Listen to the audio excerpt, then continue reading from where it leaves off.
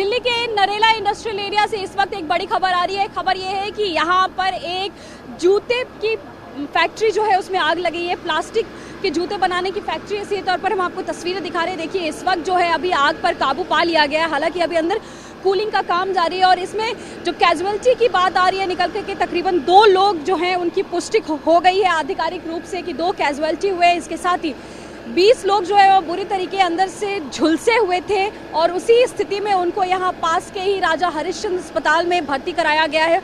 और फायर विभाग की तरफ से तकरीबन 10 जो टीमें हैं वो अभी भी लगी हुई हैं और कूलिंग का काम जारी है। बताया जा रहा है कि सुबह में तकरीबन 9:15 के आसपास जो फायर की टीम है उनको ये जानकारी मिली कि इस इलाके में नरेला के इंडस्ट्रियल एरिया के ई ब्लॉक में एक जूते की कंपनी है जो प्लास्टिक के जूते बनाती है, उसमें आग लग गई। और सीधे तौर पर यहाँ पर जो कुछ प्रत्यक्षदर्शी हम कोशिश करेंगे उनसे बात करने की। इस बिल्डिंग के जो गार्ड हैं हम उनसे ही बातचीत करने की कोशिश करते हैं, इनसे जानने की कोशिश करते हैं कि आखिर एग्जैक्टली हुआ क्या था।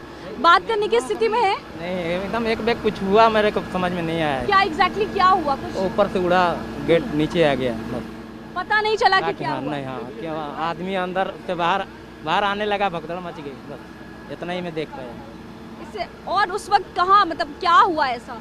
अब ऊपर क्या हुआ मैं तो नीचे था, मेरे को क्या मालूम। चलिए, तो ये बाहर थे, ये गार्ड है इसी बिल्डिंग के बाहर में, इनकी ड्यूटी लगी थी और अचानक से तकरीबन 9:15 के करीब में जो तमाम अंदर मजदूर हैं वो बताए जा रहे हैं कि तकरीबन 100 की संख्या में अंदर उस वक्त मौजूद थे मजदूर। और तकरीबन 20 लोग जो हैं, 20 मजदूर जो है वो बुरी तरीके से झुलसे हुए थे जिनको फायर विभाग की टीम ने निकाला। और हम आपको एक तस्वीर दिखानी चाहेंगे कि ये जो खिड़कियों से देखिए अभी भी धुआं निकल रहा है, कूलिंग का काम जारी है और ये जो खिड़कियां हैं इनको तोड़ करके अंदर गया है और फिर निकाला गया है जो झुलसे हुए मजदूर थे उनको। और अभी उनका इलाज चल रहा है पास के ही अस्पताल में।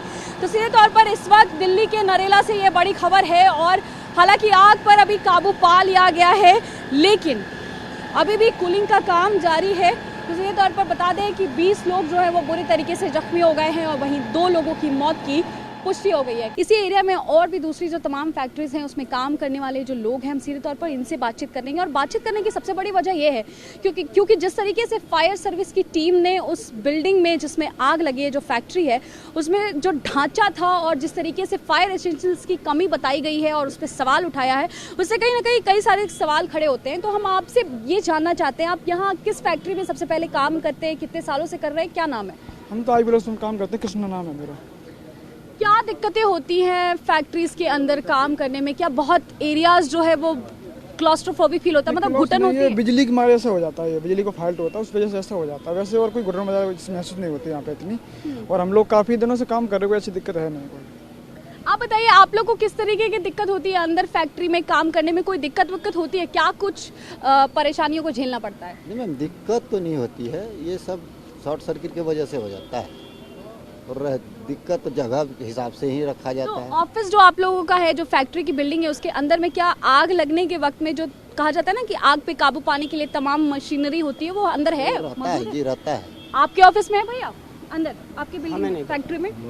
सारी अच्छी बातें सब लोग कह रहे हैं, सब कह रहे हैं कोई दिक्कत नहीं है, कोई दिक्कत नहीं है। क्या सब कुछ सही में अच्छा है कि दिक्कत है कुछ कहने में? क्या प्रॉब्लम है जी, हमें तो नहीं पता। हम तो उधर से अभी अब पता चला आग लगा हुआ है, हम लोग चले भाई देखें क्या हुआ। बोला कुछ आदमी भी फंसे हुए हैं, तो हम लोग को उधर जाने भी नहीं देता है। हम लोग इधर ही हैं, देख रहे हैं बस, ऐसा कोई बात नहीं।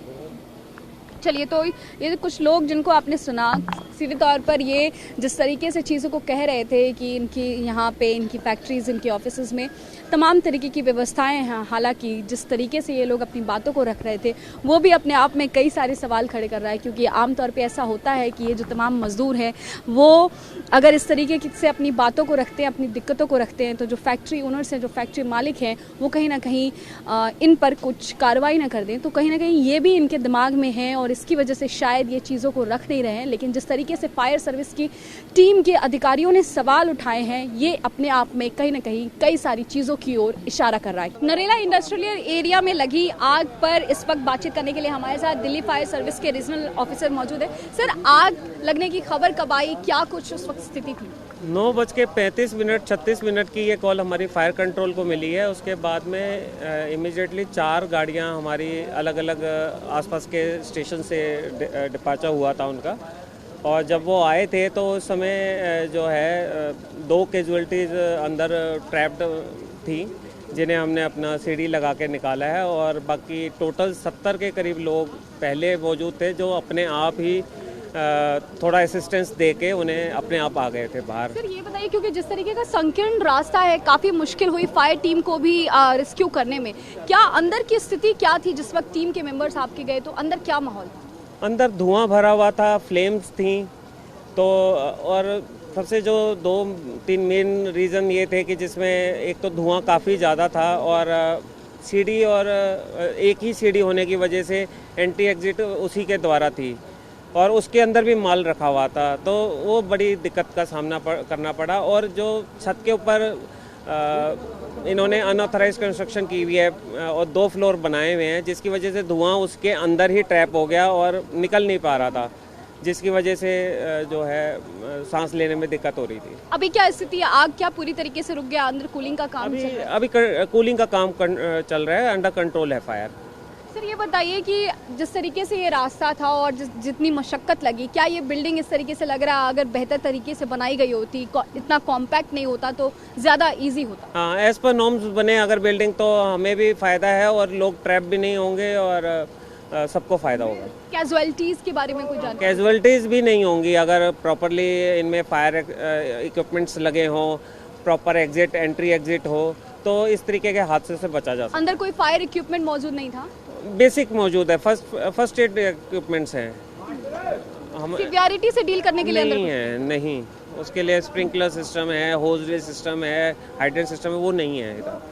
बहुत बहुत शुक्रिया सर हमसे बातचीत करने के लिए। तो सर ने बताया जिस तरीके से इस बिल्डिंग के अंदर में बेसिक फायर एसेंशियल्स की गैर मौजूदगी थी, और ये जो बिल्डिंग है खास तौर पे जिस तरीके का इसका ढांचा है उस पर भी कहीं ना कहीं फायर विभाग की टीम ने सवाल खड़े किए हैं। उनका सीधे तौर पर यही कहना है कि अगर बेहतर तरीके से एज पर नॉर्म्स ये बिल्डिंग बनाई गई होती तो शायद कैजुअलिटीज़ भी नहीं होती, और फायर की जिस तरीके की स्थिति उत्पन्न हो गई थी अचानक से उसको काबू कर लिया गया होता। कैमरामैन मनीष के साथ ऋतु रोहिणी, दिल्ली एनसीआर की हर छोटी बड़ी खबर जानने के लिए सब्सक्राइब करें अपना पसंदीदा चैनल TV9 दिल्ली एनसीआर। साथ ही बेल आइकन जरूर दबाएं, जिससे हर खबर सबसे पहले पहुंचे आप तक। फेसबुक पर हमें सर्च करें @TV9 दिल्ली एनसीआर। वहीं ट्विटर पर हमें फॉलो करें @TV9 दिल्ली एनसीआर पर, और इंस्टाग्राम पर हमें फॉलो करने के लिए सर्च करें @TV9 दिल्ली एनसीआर।